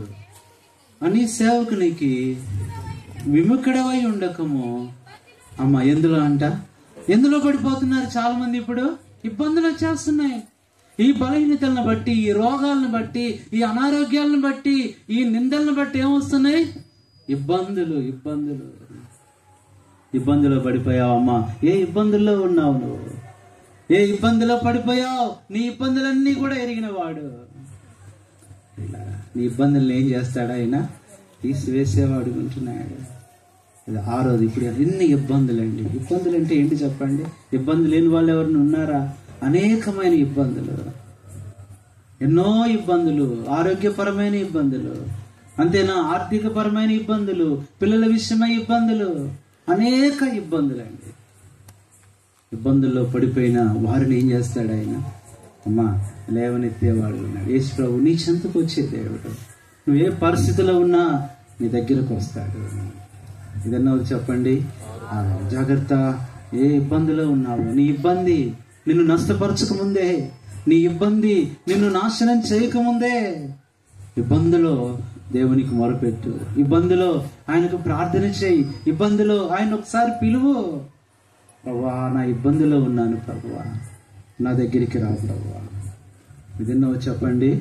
6వది 7వది చివరి మాట చూస్తే చూడండి, టైం ఎంత ఫాస్ట్ అంటే ఇప్పుడే స్టార్ట్ చేసినట్టుంది. ఎంత టైం అయిందో తెలుసా? ఎంత టైం చెప్పాము? 1:10. దేవుడు చూడండి, దేవుని వాక్యం ఏంటంటే మనకు టైం కూడా తెలియదు. 7వది చివరి మాట మనం చూస్తే చూడండి దయచేసి, 56వ కీర్తన 12వ వచనం. 56వ కీర్తన 12వ వచనం. దేవా, అది ఎందులో అంట? ఇప్పుడు ఇవన్నీ కలిపి దేనికి తీసుకెళ్ళిపోతున్నాయి చెప్పండి? ఏ ఇబ్బంది వచ్చినా, ఏ సమస్య వచ్చినా, ఏ కష్టం వచ్చినా, ఏ శోధన వచ్చినా ఇవన్నీ ఎక్కడికి తీసుకెళ్ళిపోతున్నాయి? చూడండి, చిన్న చిన్న కాలువలు, చిన్న చిన్న చెరువులు, ఇవన్నీ నదుల్లోకి వెళ్ళిపోయి చివరికి నదులన్నీ ఎక్కడికి వెళ్ళిపోతాయి? సముద్రంలోకి. అలాగే నీకు వచ్చే కష్టాలు, బాధలు, ఇబ్బందులు చివరికి ఎక్కడికి తీసుకెళ్లాలని చూస్తే చెప్పండి? మరణములోనికి. ప్రియులారా, అయితే ఇవన్నీ ఎందుకు వస్తున్నాయి? వీటన్నిటికీ కారణం ఏంటంటే పాపము వలన వచ్చు జీతము మరణం. ఇవన్నీ రావటానికి కారణం ఇంకా నువ్వేదో పాపంలో ఉన్నావు, ఏదో పాపంలో జీవిస్తున్నావు, ఏదో పాపంలో నడుచుకుంటున్నావు. పాపంలో ఉన్నంత కాలం ఇవన్నీ వస్తానే ఉంటాయి. నాకు తెలిసిన ఒక యవనస్తుడు ఉండేవాడు. ఆయన మా స్కూల్లో సీనియర్ అనమాట. చాలా రౌడీ షీటర్ లాగా ఉండేవాడు. చాలా భయం ఆయన అంటే. ఎంతో తింటూ తాగుతూ ఎంతో భయంకరంగా జీవించేవాడు. చదువు మానేశాడు, స్కూల్ మానేశాడు. ఏం చేసేవాళ్ళు అంటే, ఇతను కొంతమంది స్నేహితులు ఉండేవాళ్ళు. అక్కడ ఆ సింగ్ నగర్ రైల్వే ట్రాక్ ఉందన్నమాట. ఆ రైల్వే ట్రాక్ మీద ఆ ట్రైన్ వస్తున్నప్పుడు, అంటే కొంతమంది ఆ ఏరియా అయోధ్య నగర్ అటువైపు నుంచి నడుచుకోవటానికి ఆ రైలు కట్ట మీద నుంచి ఒక చిన్న రేకు ఉంటుంది అనమాట. చిల్లులుంతని అంటారు ఇప్పుడు కూడా. దాన్ని నడిచి రావటానికి ఉంటది. ఏదన్నా ట్రైన్ వస్తే వెంటనే ఆ పక్కకి వెళ్ళిపోవటానికి దాన్ని ఏమంటారు? ఆ సేఫ్ జోన్ ఉంటుంది అనమాట. అందులోకి వెళ్ళిపోతారు. మళ్ళీ ట్రైన్ వెళ్ళిపోగానే మనం నడుచుకుంటాం. అట్లాగా ఆ ట్రాక్ దగ్గర 2-3 ఉంటాయి. ఏం చేసేవాడంటే, రాత్రి వచ్చేసరికి కొంతమంది యవనస్తులు కలిసి అక్కడికి వెళ్ళిపోయేవాళ్ళు. వెళ్ళిపోయి ఆ చీకట్లో ఎవరు చూస్తారండి? ఎవరు వస్తారు అక్కడికి? ఎవరు రారు కదా. ఆ మధ్యలో ఏం చేసేవాళ్ళంటే వీళ్ళు ఇష్టానుసారంగా తాగి తిని ఎంత భయంకరంగా జీవించేవాళ్ళు. ఆ తల్లి ఎన్నోసార్లు చెప్పింది, తండ్రి చెప్పాడు, టీచర్స్ చెప్పేవాళ్ళు, ఎప్పుడు వినేవాడు కాదు. ఇష్టానుసారంగా నా ప్రాణమా తినుమో త్రాగము. గుర్తుపెట్టుకో, పాపంలో సంతోషం ఉంటది, పాపంలో ఆనందం ఉంటది, పాపంలో స్వేచ్ఛ ఉంటది. కానీ ఈ పాపంలో తర్వాత ఉండే పరిస్థితి అది ఎంత భయంకరం అంటే, రోజున అలాగే ఏం చేశాడంటే, మరి సంతోషంగా కుర్రోళ్ళందరూ కూడా చక్కగా అక్కడికి వెళ్ళిపోయారు, తిని త్రాగారు, సంతోషంగా ఉన్నారు. ఆ సమయంలో వీళ్ళందరూ అక్కడ పడుకొని పొద్దున ఎప్పుడో లేచేవాళ్ళు. ఎన్ని పక్కన ఎక్స్ప్రెస్లు ట్రైన్లు వెళ్తున్నా చెప్పండి వాళ్ళకి మెలకు వచ్చేది కాదు. తాగి అలా ఉండేవాళ్ళు. ఒకరోజు అంతా బాగానే ఉంది, గడిచిపోతున్నాయి రోజులు, వారాలు, నెలలు, సంవత్సరాలు. ఒకానొక దినం వచ్చింది. ఆ రోజు ఏదో ఆ పార్టీ చేసుకున్నారు. వాళ్ళందరూ కూడా సంతోషంగా తిని తాగి అక్కడే పడుకున్నారు. తెలియకుండానే ఆ నిద్రలో అతని కాలు, అతని పేరు రాజన్న అనేవాళ్ళం మేము. అతని కాలు ఎక్కడికి వచ్చేసింది? రైల్వే ట్రాక్ మీదకి వచ్చేసిందండి. పడుకొని ఉన్నారు, అందరు పడుకున్నారు. ఇతని కాలు మాత్రం రైల్వే ట్రాక్ మీదకి వచ్చేసింది. చూడండి, తెలీదు ఏ ట్రైన్లో మరి ట్రైన్ వస్తుందో తెలియదు. ఈరోజు నీ పరిస్థితి కూడా గుర్తుపెట్టుకో. అందుకని గొడ్డలి చెట్ల వేరున ఉంచబడి, ఎప్పుడు నరుకుతాడో, ఎప్పుడు నరకబడుతుందో తెలియదు. ఆ మోకాలు వరకు అలాగా ఆ పడుకొని ఆ మత్తులో ఉన్నాడు కాబట్టి ఇటు తిరిగేసరికి ఆ కాలు రైల్వే ట్రాక్ మీదకి వచ్చేసింది, పట్టా మీదకి వచ్చేసింది. అర్ధరాత్రి రానే వచ్చింది ఒక ట్రైను. సడన్ గా పెద్ద పెద్ద కేకలు. అటు సుబ్బరాజు నగర్, అరుణోదయ నగర్, ఇటు అయోధ్య నగర్ ఇవన్నీ ఉంటాయి. ఆ కేకలకి చుట్టుపక్కల ఆ మధ్యరాత్రి అందరికీ అసలు ఎవరు కేకలు వేసేది, ఎక్కడి నుంచి అటు ఇటు వెతుకుతున్నారు కానీ కనపట్లా. ఎవరికి తెలుసండి ఎక్కడో రైల్వే ట్రాక్ మధ్యలో ఉంటారని. కారణం ఏంటంటే ట్రైన్ రానే వచ్చింది, ఆ మోకాలు దాకా తెగిపోయిందండి. మోకాలు దాకా తెగిపోతే పెద్దగా అరుస్తున్నాడు, కేకలేస్తున్నాడు. ఏం జరిగిందో తెలియక అర్ధరాత్రి ఫ్రెండ్స్ అందరికి అర్థం కాక ఏంటి తెలియట్లా, ఇతను బాగా తెలియట్లేదు, ఎందుకు అరుస్తున్నాడో తెలియక. అప్పట్లో సెల్ ఫోన్లు కూడా లేవు లైట్లు వేయటానికి. అందరూ కూడా ఎవరి ద్వారాలను పరిగెత్తారు, పెద్ద కేకేసి తెల్లవారు వరకు అరుస్తూనే ఉన్నాడు. ఆ రక్తం అంతా పోయింది, అన్కాన్షియస్గా వెళ్ళిపోయాడు. హాస్పిటల్కి తీసుకెళ్లేసరికి ఏమన్నారంటే చనిపోయాడు. నిజంగా నేను ఎన్నోసార్లు, అప్పట్లో ఆ ఫ్లైఓవర్ అనేది లేదు సింగనగర్లో. ఆ తర్వాత అది 2008లోనో 2009లోనో వేశారు. అది ఫ్లైఓవర్ లేదు. నేను ఎప్పుడు నడిచినప్పుడల్లా నేను అదే అనుకునేవాడిని, అరే ఇక్కడే కదా. నాకు బాగా గుర్తు, నాకు చాలా మాట్లాడుతూ ఉండేవాడు. ఎప్పుడైనా దారిలో వెళ్తున్నప్పుడు కనపడతా ఉండేవాడు. ఏమైపోయాడు? జాగ్రత్త, పాపము కూడా ఇలాంటిదే. నువ్వు పాపంలో ఉన్నావంటే ఎప్పుడు ఏం జరుగుతుందో తెలియదు. దురాశ గర్భమును ధరించి పాపమును కనగా పాపం ఏమవుతుంది? పాపము పరిపక్వమయ్యే పరిస్థితి వస్తుంది. పాపం పరిపక్వమైనప్పుడు అదేం కంటదంట? మరణమును. ఈరోజు ఈ మాటలు వింటున్నా ప్రియ గ్రామస్తులారా, ఇంకా నువ్వు పాపంలో ఉన్నావంటే జాగ్రత్త. నెక్స్ట్ స్టెప్ ఏంటి చెప్పండి? అది మరణమే. ఆ మరణం అయిపోయిన తర్వాత ధనవంతుడు ఎక్కడున్నాడు చెప్పండి? నరకములో, వేదనలో, అగ్నిలో. ధనవంతుడు అగ్నిలో బాధపడుచున్నాడు, ధనవంతుడు అగ్నిలో బాధపడుచున్నాడు. అబ్రహాము రమ్మున లాజరును చూశాడు, అబ్రహాము రమ్మున లాజరును చూశాడు. ధనవంతుడు చూచి దాహమని అరిచాడు, ధనవంతుడు చూచి దాహమని అరిచాడు. రెండు దారులు, ఏ దారి కావాలో మానవా నీకు? రెండు దారులు, ఏ దారి కావాలో మానవా? ఒకటి పరలోకం, మరి ఒకటి పాతాళం. ఒకటి పరలోకం, మరి ఒకటి పాతాళం. పరలోకం కావాలో పాతాళం కావాలో? పరలోకం కావాలో పాతాళం కావాలో? తెలుసుకో మానవా, కోరుకో మానవా. ఏంటి చెప్పండి? రెండు దారులు. ఎక్కడికి వెళ్ళిపోయాడు? ఇద్దరు చనిపోయారు. ధనవంతుడు ఆ నరకంలోకి వెళ్ళిపోయాడు, అగ్నిలోకి వెళ్ళిపోయాడు, వేదంలోకి వెళ్ళిపోయాడు. మరి లాజరు చెప్పండి ఎక్కడున్నాడు? మహిమలో ఉన్నాడు, పరలోకంలో ఉన్నాడు, విశ్రాంతిలో ఉన్నాడు, నెమ్మదిలో ఉన్నాడు, సంతోషంలో ఉన్నాడు, ధన్యతలో ఉన్నాడు. అది ఇంకా ప్రియ సహోదరుడా, సహోదరి, రాత్రి ఈ మాటలు నీకే. తన అమ్మ రాధమ్మ గారి యొక్క ఆశ ఏంటంటే, కొంతమంది అన్నా రక్షింపబడాలి, ఈ కొడుకు ద్వారా కొంతమంది అన్నా ప్రభువుని తెలుసుకోవాలి, సువార్త ప్రకటించబడాలి. ప్రభు నిన్ను దర్శించే సమయం, నిన్ను రక్షించాలని కోరుతున్నాడు. ఇది నీకు రక్షణ దినంగా చేయాలని ఆయన ఆశపడుతున్నాడు. 7వది ఎందులోకి వచ్చేస్తున్నారు ప్రజలు చెప్పండి? మరణములో. కాబట్టి రాత్రికాల సమయంలో నీ బలహీనతల్లో నుంచి, నీ బంధకాల్లో నుంచి నిన్ను విడిపించడానికి యేసు ప్రభు ఆయన నీ చెంతకు వస్తున్నాడు. ఎలాంటి దుఃఖంలో ఉన్నా, ఎలాంటి పరిస్థితిలో ఉన్నా నీ పరిస్థితిని మార్చేవాడు. అందుకని ఆమె పడి ఉండగా యేసు ఆమె చెంతకు వచ్చాడు. ఎందులో పడిపోయింది ఆమె? బంధకాల్లో. ఏ బంధకాలు చెప్పండి? 7 విషయాలు. ఇందులో ఏ పరిస్థితి నీదైనా నిన్ను విడిపిస్తాడు. చెప్పండి. మొట్టమొదట ఎందులో పడిపోయింది? ఏ బాధలు ఉన్నాయి ఈ రోజున? చెప్పుకో, నీ బాధ చెప్పుకో.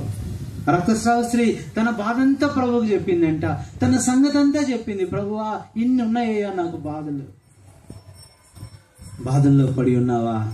లేవనెత్తుతాడు. రెండవది, బలహీనతల్లో పడి ఉన్నావా? లేవనెత్తుతాడు. మూడవది, రోగంలో పడి ఉన్నావా? రోగాలలో పడి ఉన్నావా? మందు లేని రోగాలు వచ్చేస్తున్నాయి, భయంకరమైన రోగాలు. నాలుగవది చెప్పండి, నిందల్లో పడిపోయినావా? ఎన్ని నిందలు! ఒకప్పుడు ఎంత గౌరవం ఉండేది నీకు, ఒకప్పుడు ఎంత మంచి పేరు ఉండేది, ఒకప్పుడు ఎంత ఘనత ఉండేది, ఏమొచ్చేసాయి? నిందలు. నిందల్లో పడి ఉన్నావా? ఐదవది చెప్పండి, దుఃఖంలో పడిపోయావా? నీ దుఃఖం ఎవరు పట్టించుకోవట్లేదు, నీ దుఃఖాన్ని ఎవరు చూడట్లా, నీ దుఃఖం గురించి ఎవరు జాలి పడట్లేదు. ఏడ్చేవారిని ఏడవనివ్వండిలే అనే రోజులు ఇవ్వండి. దుఃఖంలో పడిపోయి ఉన్నావా?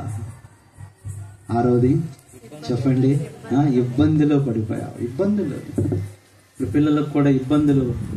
ఏంటి ఇబ్బందులు? ఒక నెల అయితే మళ్ళీ ఏం స్టార్ట్ అవుతాయి చెప్పండి? స్కూల్, అదొక ఇబ్బందులు. పరీక్షలనే ఇబ్బందులు, టీచర్లనే ఇబ్బందులు. నిజంగా మేము ఇదే ప్రార్థన చేసేవాళ్ళు. మేమైతే మా ప్రార్థన మామూలుగా ఉండేది కాదు. స్కూలు వద్దను, లేదంటే పరీక్షలు వద్దను, ఇట్లాంటి చిన్న చిన్న ప్రార్థనలు చేసేవాళ్ళం కాదు. డైరెక్ట్గా టీచర్లు చచ్చిపోవాలని ప్రార్థన చేసేవాళ్ళు. నిజమండి, అదే మా ప్రార్థన చేసేవాళ్ళం.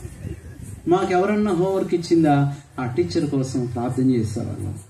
ఏమని? ప్రభువా, అదిగో ఆ మేడం గారు, సుబ్బమ్మ టీచర్ గారు అని వచ్చేదండి. ఆమె ఏంటో కానీ ఇటు తిప్పి కొట్టేదండి, ఇట్ట కొట్టేది సుబ్బమ్మ టీచర్ గారని. ఇక్కడ కొడతా ఉండేది. మళ్ళీ ఆమె సోషల్ లెక్కలు కూడా కాదు. లెక్కల మాస్టర్ కొట్టాడంటే సోషల్ వాళ్ళు కొడితే ఎట్టండి చెప్పండి, తెలుగు వాళ్ళు కొడితే ఎట్టండి చెప్పండి. ఇటు తిరిగి కొట్టేది. రేపు కనుక ఎన్నో ఇచ్చేసి అన్నీ రాసుకొని రమ్మనేది. ఆడుకోవటానికే టైం సరిపోక ఎంత బాధపడుతున్నామండి. ఎన్ని రాసుకురావాలా? రాయకపోతే ఇక్కడ కొట్టేది. ఇక ఒకటే ప్రార్థన చేశాను, ప్రభువా సుబ్బమ్మ మేడం, సుబ్బమ్మ టీచర్ గారితో మాట్లాడే ప్రభువా, ఆ వచ్చే ఆటోని దర్శించు. ఇదే మా ప్రార్థన. నిజంగా మళ్ళీ నేను ఒక్కనేనంటే నా బెంచ్లో 4 ఉన్నారు ప్రార్థన పరులు. 4 ఒకటే ప్రార్థన. ఒకడంటాడు, ప్రభువా ఆమె ఆటో బ్రేకులు ఫెయిల్ అవును కాక. నిజంగా అవును ప్రభువా, అవునయ్యా అవునయ్యా. మిగతా వాళ్ళు అనుకుంటారు ఎంత ప్రార్థన పరుల ఇల్లు. మా ప్రార్థన దేని గురించి ఎవరికి తెలియదు. ఇంకా ఏమని ప్రార్థన చేసేవాళ్ళు అంటే, ప్రభువా ఎన్నో లారీలు వస్తున్నాయ్యా, ఒక్క లారీ అయినా వృద్ధితే బాగుంది. ఇబ్బందులతో ప్రార్థన చేస్తే ఇంకొకటైనా వాళ్ళు మళ్ళీ అలాగని దేవుణ్ణి తక్కువ చేసేవాళ్ళం కాదు. ప్రభువా మేడం గారు చచ్చిపోయి మాకు 2 రోజులు సెలవు వస్తే ఒకరోజు ఆడుకుంటాం, ఒకరోజు అంతా మందిరంలో ఉంటాం ప్రభువా. అదొక మొక్కుబడి, నిబంధన. మరి టీచర్ గారితో చెప్పేవాళ్ళం, మేడం గారు మీకోసం ప్రార్థన చేస్తున్నామంటే అలానే వాళ్ళు తెలియక థ్యాంక్ యూ, ఇంకా చేయండి చేస్తాం, ఎందుకు చేయం? పిల్లలు ఇబ్బందులు, ఎన్ని ఇబ్బందులు అండి ఈ రోజుల్లో. పరీక్షలనే ఇబ్బందులు, టీచర్లు అంటే ఇబ్బందులు, స్కూల్ అంటే ఇబ్బంది. నా జీవితంలో నేను దేని గురించి ఇబ్బంది పడ్డానో, ఏది భయపడ్డానో దేవుడు నాకు అదే ఇచ్చాడు. టీచర్లు అంటే ఎంత భయమో, స్కూల్ అంటే భయమో, కాలేజ్ అంటే భయమో, పాఠాలంటే భయం. దేవుడు అవన్నీ నా చేతికే ఇచ్చేసాడండి. ఒకరోజు దేవుడు నన్నే టీచర్ చేశాడు. అప్పుడు అనుకున్నా, అరే మా టీచర్లు ఇబ్బంది పెట్టారు, వీళ్ళని అస్సలు ఇబ్బంది పెట్టారు. ఈ రోజు మా పిల్లల్ని ఇబ్బంది పెట్టలేదు నేను, మా కాలేజ్ పిల్లల్ని అస్సలు ఇబ్బంది పెట్టా. ఒక రోజు నాకు వేరే జాబ్ అకాడమీలోకి వచ్చి నేను రిజైన్ చేసి వెళ్ళిపోతుంటే, ఇదే గన్నవరం దగ్గర ఆక్కూరు జిఎంపి ఉమెన్స్ కాలేజీ, ఆ పిల్లలందరూ డాబా ఎక్కేశారు. డాబా ఎక్కారంటే సరే నాకు టాటా చెప్పడానికి అనుకున్నా, కాదంట దూకటానికి. మాస్టర్ వెళ్ళిపోయారా, మాస్టర్ మానేశారా, ఇక మేము దూకి చచ్చిపోతాం అంటున్నారు వాళ్ళు. కారణం ఏంటంటే మాకు మళ్ళీ ఇబ్బందులు వచ్చేస్తాయి. ఈరోజు ఎస్ ప్రభు నీ ఇబ్బందుల నుంచి ఏం చేస్తాడు? నిన్ను విడిపించేది. ఇబ్బందుల్లో ఉన్నావా? ఇరుకు మార్గపు ఇబ్బందులలో సిలువను మోయుచు సాగెదను. ఇరుకు మార్గపు ఇబ్బందులలో సిలువను మోయుచు సాగెదను. ఏంటంట? ఇరుకు మార్గపు. రోజు ఇబ్బందులో ఉన్నావు అమ్మా, నీ ఇబ్బంది ఏదైనా ప్రభుత్వం. చిన్నపిల్లలకి ఇబ్బందులు ఉన్నాయి, పెద్దవాళ్ళకి ఇబ్బందులు ఉన్నాయి, యవనస్తులకి ఇబ్బందులు ఉన్నాయి. కొన్ని చెప్పుకునే ఇబ్బందులు, కొన్ని చెప్పుకోలేని ఇబ్బందులు, కొన్ని పేపర్లో రాసి ఇవ్వగలిగే ఇబ్బందులు, కొన్ని రాయలేని ఏ ఇబ్బంది అయినా ప్రభుకు చెప్పు. ఇబ్బందిలో నుంచి అయినా విడిపిస్తాడు, లేవనెత్తుతాడు, ఇబ్బందులు తీసివేస్తాడు. ఇబ్బందికే ఇబ్బంది పెడతాడు ఆయన. ఇబ్బందికి ఏం కలుగ చేస్తాడు? ఇబ్బంది వచ్చేస్తుంది. శ్రమకే శ్రమ వచ్చేస్తుంది, శోధనకే శోధనకు వచ్చేస్తుంది, కష్టానికే కష్టం పెట్టేస్తాడు ఆయన. తర్వాత ఏం చూసాము? ఇబ్బందుల తర్వాత ఏమొచ్చేస్తాయి? మరణకరమైన పరిస్థితిలో ఉన్నావా? యేసు ప్రభుని దగ్గరికి వచ్చాడు. రాత్రి ప్రభు నీతో మాట్లాడుతున్నాడు. కళ్ళు వంచేయండి, ఒకసారి కళ్ళు మూసుకోండి. రాత్రికాల సమయంలో ఏ పరిస్థితిలో ఉన్నావు ప్రియ సహోదరుడా, సహోదరి? ఆయన శోధింపబడి బాధ అనుభవించాడు కాబట్టి శోధింపబడి వారికి ఆయన సహాయం చేయగలవాడై ఉన్నాడు. ఆయన పేరు యేసు. రాత్రి అందరూ ఒక నిమిషం అలాగే తల్ల వంచి కళ్ళు మూసుకోండి. సిమోను అత్తను దర్శించిన దేవుడు ఈ రాత్రి నిన్ను దర్శిస్తాడు. అమ్మ రాధమ్మ గారిని దర్శించి లేవనెత్తి స్వస్థపరిచి ఈరోజు సాక్షిగా నిలబెట్టిన దేవుడు నిన్ను కూడా నిలబెడటానికి ఆయన సమర్థుడు. ఈ మాటలు వింటున్న ప్రియ సహోదరుడా, సహోదరు, ఎంతకాలం ఇంకా ఇరుకులో ఈ ఇబ్బందుల్లో పడి ఉంటావు? యేసు ప్రభు రాకపోతే ఆమె చనిపోయేదేమో. యేసు ప్రభు ఆమె దగ్గరికి రాకపోతే ఆమె జ్వరం ఆమెను చంపేసేదేమో. ఈరోజున నీ సమస్య, నీ కష్టమే నిన్ను చంపేసేదిగా ఉంటుంది. నీ వేదన, నీ అనారోగ్యం, నీ బలహీనత నిన్ను చంపేసేదిగా. ఎవరో వచ్చి మనల్ని ఏం చేయవసరం లేదండి. మన బలహీనతే, మన దిగులే, మన వేదనే, మన దుఃఖం, మన కన్నీరు, మన బాధలే మనల్ని మరణానికి గురి చేసేవిగా ఉన్నాయి. వీటన్నిటికి కారణం పాపము. ఎంతకాలం ఇంకా పాపంలో ఉంటావు? యేసు ప్రభువుని ఎరగకుండా ఎంతకాలం ఉంటావు? ఆ పాపంలో నుంచి విడిపించడానికి యేసు ప్రభు 2024 సంవత్సరాల క్రితం ఈ లోకానికి వచ్చి కలువరి శిలువలో రక్తమంతా కాచాడు. నీ కొరకై ప్రాణం పెంచాడు. నీ శిక్షను ఆయన భరించాడు. ఎన్నో నిందలు, వేదనలు, అవమానాలు, బాధలు, కొరడా దెబ్బలు, కొట్టబడ్డాడు, ఈడ్చబడ్డాడు, ఉమ్మివేయబడ్డాడు, అవమానపరచబడ్డాడు. శిలువలో చివరికి ఆయన ప్రాణం అర్పించాడు. ఎవరి కొరకంటే నీ కొరకే, నీ కొరకే, నిన్ను విడిపించట కొరకే, నిన్ను రక్షించట కొరకే. సమాధి చేయబడి మరలా తిరిగి లేచాడు. త్వరలో రాని ఉన్నాడు. ప్రియ సహోదరి, ఈ లోకంలో నుంచి, ఈ బాధల్లో నుంచి నీకు విడుదల వచ్చే దినం ఉంది. నీ విడుదల సమీపంగా ఉంది. దేవుడు చెప్తున్నాడు, నీ దుఃఖ దినములు సమాప్తములు అవుతాయి. నీ కన్నీరు తుడచబడుతుంది. మరణం ఉండదు, వేదన ఉండదు, ఇబ్బంది ఉండదు, ఇంక ఇరుకుండదు. దేవుడే ప్రతి బాష్ప బిందువును తుడిచివేసే దినము. ఆ దినం కొరకు నువ్వు ఎదురు చూడు. యేసు ప్రభుకు నీ హృదయం ఇచ్చేసే. ప్రభుని నమ్ముకో. ఎంతకాలం ఈ పాపంలో, ఈ లోకంలో, ఈ శాపంలో ఉంటావు? వీటన్నిటి ద్వారా నీకు అవమానాలు, నిందలే కానీ సంతోషం ఉండదు. అందరూ అలాగే ప్రార్థనలో ఉండండి.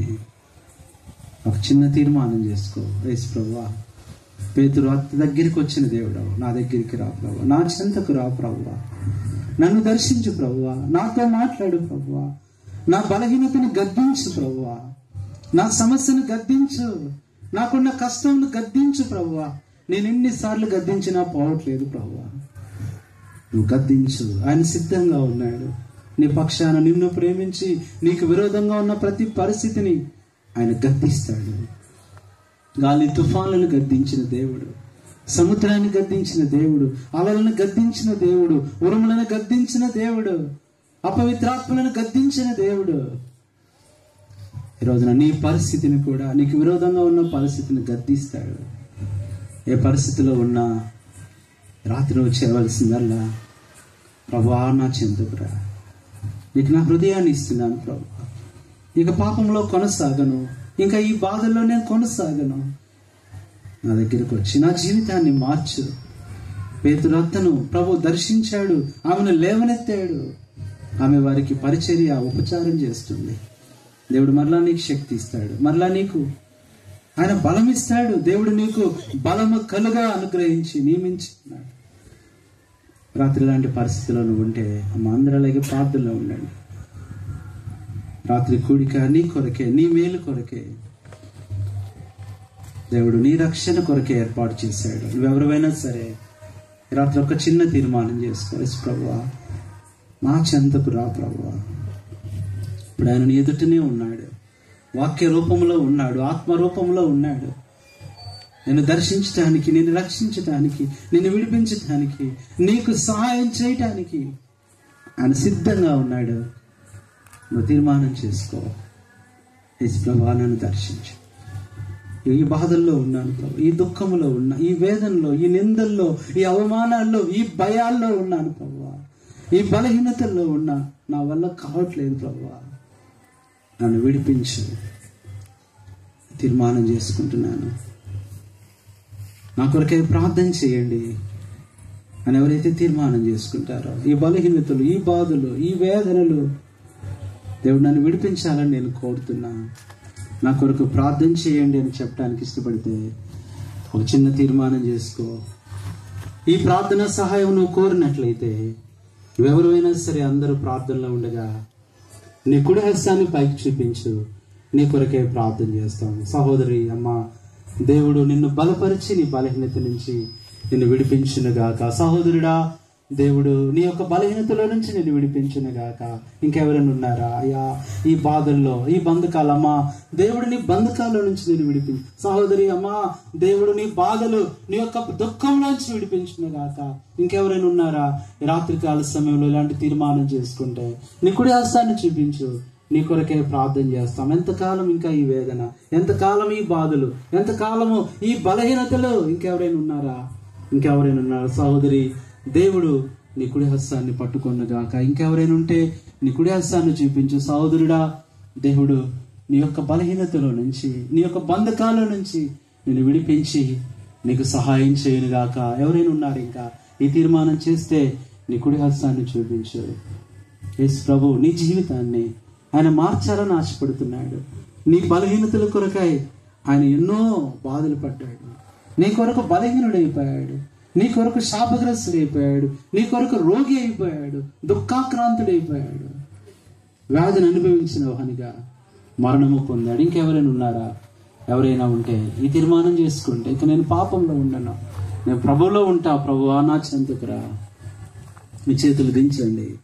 ప్రభు మీ తీర్మానాన్ని స్థిరపరిచి గొప్ప ఆత్మరక్షణ, గొప్ప విడుదల, నెమ్మది, సమాధానాన్ని మీకు అనుగ్రహించి సహాయం చేయనుగాక. ప్రార్థన చేసుకుందాం. అందరూ అలాగే ప్రార్థనలో ఉండండి.